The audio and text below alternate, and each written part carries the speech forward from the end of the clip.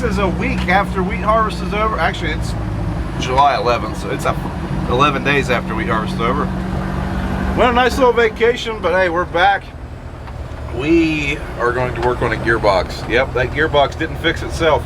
As BJ said, the gearbox fairies never came. So if you're new or don't know what we're talking about or missed an episode, we have a gearbox over here that helps us unload. That's how we unload this side of the drive-through. That gearbox is out. So that means we got to fix it. About 3 weeks ago doing this. Well, wheat harvest kind of happened. Oh yeah. So we've got every bolt out of this gearbox, and we need the gearbox out of that hole. The gearbox shaft is still stuck on that auger, and we're not getting anywhere. Every bolt's out of the auger.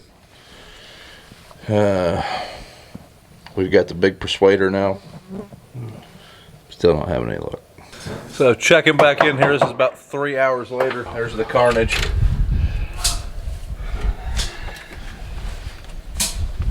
How many more is it? 3 on 3 more. This.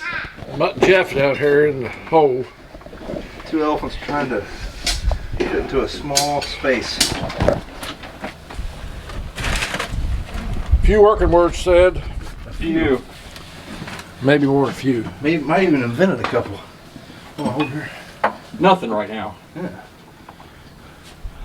Dak's back here chopping weeds, doing a good job.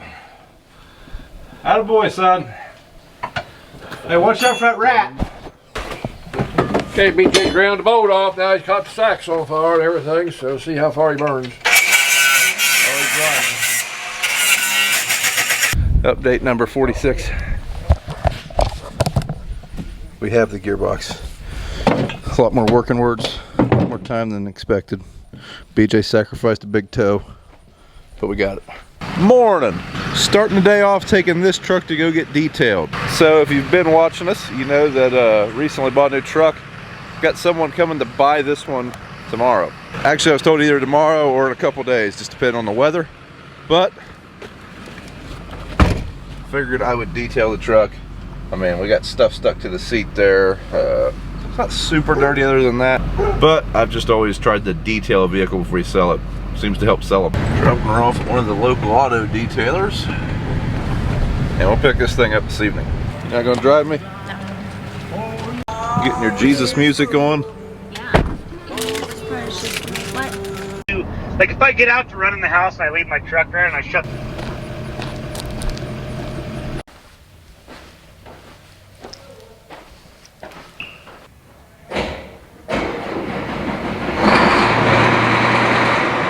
This morning we've got some guys painting the roofs of these buildings. Should help prolong just the life of the building. So we're going to move some equipment out of here and get to where it don't get any paint on or overspray. I like two-tone, but you know, not like a metallic two-tone. I definitely left this door open. No coons in there. That's good. BJ's backing that combine out. He didn't take the building out, that's good. Well, there's the painters. They use kind of a power washer looking thing, just paint goes everywhere. They're stashing some stuff over here in the hoop barn while all this painting's going on. So the gleaner is still at the other farm. In the other hoop barn.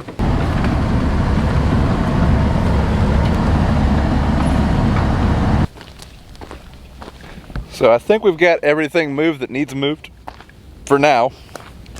Now, Dad's new truck's supposed to be delivered. So also, if you missed the video, Dad bought a new pickup. He had to put running boards on it, so he did not get it. And then the weekend happened, so it's getting delivered today.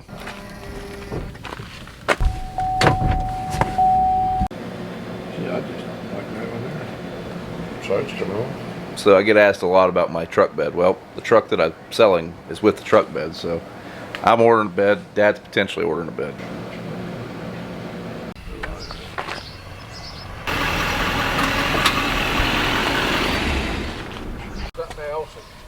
Yep, same one. How come your steps didn't come out? I don't know. I don't know. I got cheated, didn't I? Let's go ahead and look at our stickers here. So this is our GVW, our 12,250 combined, 29,700. So my truck's a 1-ton single wheel. Now if this would have been a dual wheel, it would have been over 30, but I wanted a single wheel. Dad's is a 3/4. Let's see what his is. Should be a little lower. And we're at 27,500. So What's yours? almost 30, like 29,750. I need to get one that extra leaf spring put in. It'd be the same as yours. I would do the airbags, probably. So we have a micro USB cable just hanging down there. Not really sure why. Apparently it's going into hibernation already.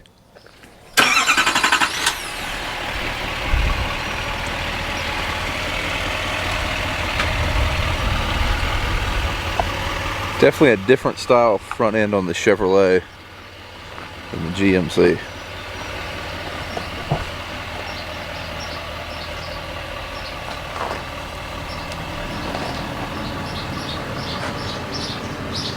Oh my! Didn't touch the houses. So we went and ate lunch and we came back a different way. Tornado went through here a few weeks ago. Well, about a month or two ago. This was all big timber. And looks like a war happened. And here's BJ's new, nah, I'm joking. Luke Fox from Sea Consultants is down. Him and I are gonna go check out some crops. Yeah, it doesn't look too bad yet as far as disease. On the bottom. Oh, is there some?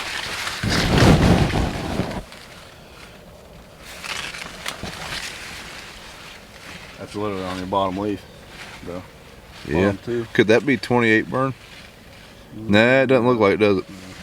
But this right here. Yeah, definitely getting some disease.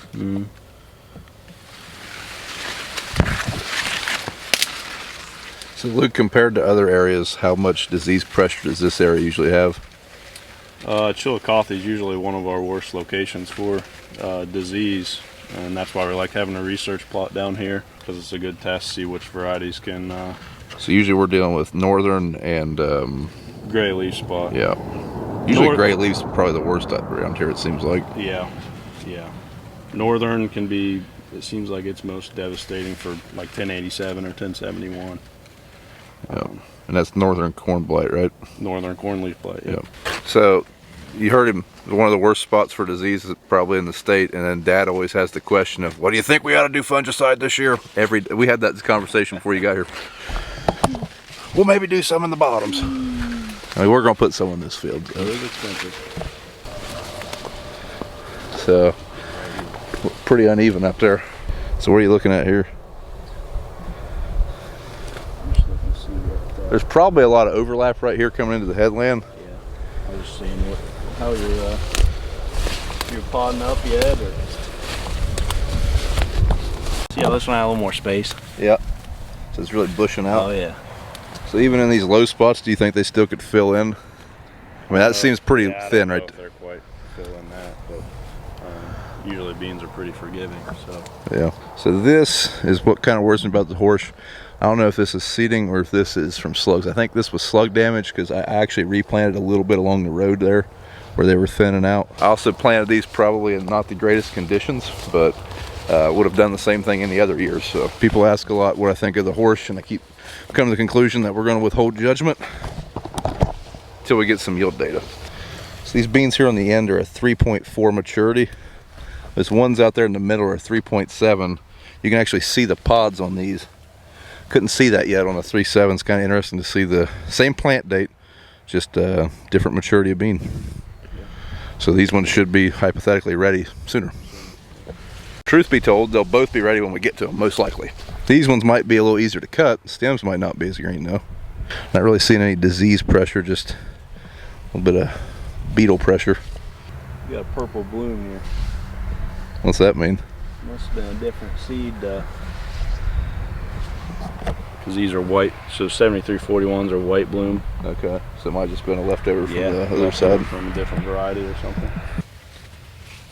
So here we're in a different variety. It's a little bit less disease tolerant, and kind of seeing some of the side effects of that. But fungicide application, and we can keep her healthy enough to make grain. So after walking through some fields, we're definitely going to be putting on a little bit more fungicide than we were anticipating.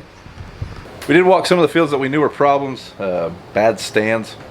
fertilizer related, crop condition related, or planting condition related, all sorts of related problems. But we also seen some that were okay. So now Luke's gone, had some really important stuff.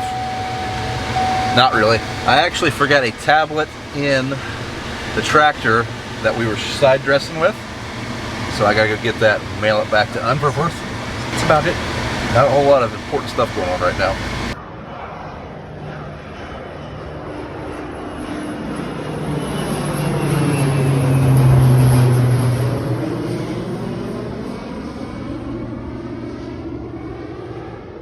Airplane spraying corn.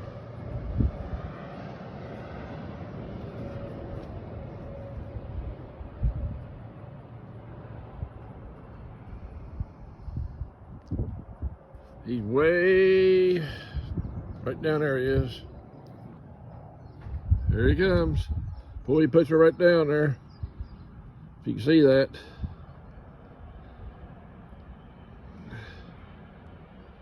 And he ain't off the ground or tops of the corn very far.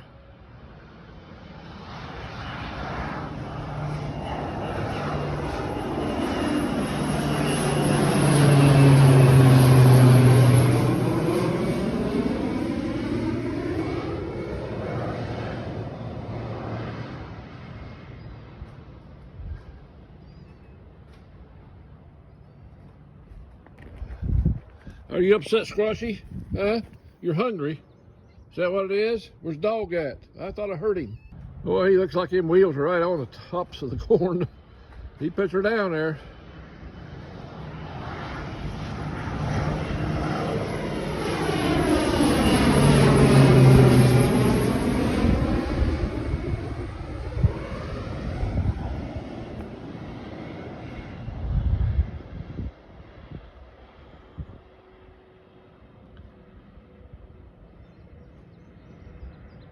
Not much more. He must have another pass or two, evidently.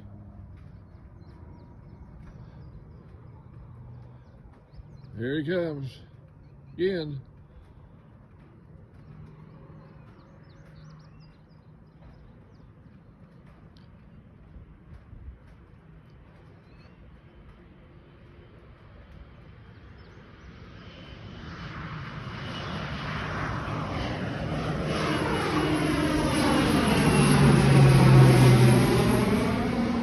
What's wrong, Screechy? You hungry? I haven't fed him today. Let me pet your tummy. What do you think, buddy? See, that's probably just about the last pass, maybe. I don't know. Yep, doing the inroads on this end of the field. Hope you're watching some wires. Right over top of them. Woo! Right in between them woods there. Holy cow. That woods is about 120 foot right there, right where he went through right there.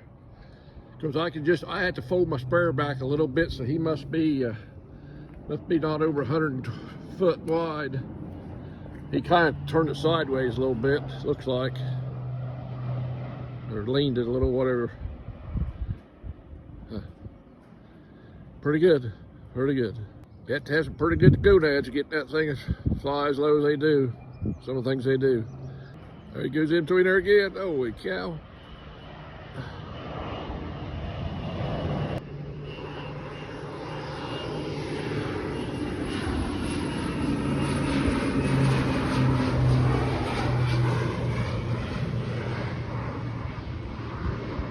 Now they can print us a map off, and boy, it's just, I mean, it's just all the, corners and everything's covered. Wind was blowing pretty good yesterday. They couldn't spray, I don't think, till yesterday evening.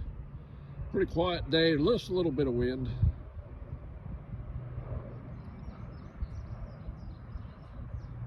Now he's clear down there to far end of the field by them houses, doing the ends there. That little corner down there. I don't know how this will show up. I hope it shows up good. See it? I'd say he's done. One thing about these little fields, you ain't gonna go to sleep. Down in the bottoms, you get long, long runs. He earns his money here on these patches. There's a few point rows right there. You getting them? Oh, they're coming around the edge of that field. Oh man. I think they said that plane carries 400 gallon, I think. There's one plane they got that carries 600 gallons. So I think that was maybe 400 gallon. And I don't know what he's putting on, 3 gallon or 5 gallon or what. Yep, there he done. Head back to the airport probably. This video skips around a lot, but this is a few days later.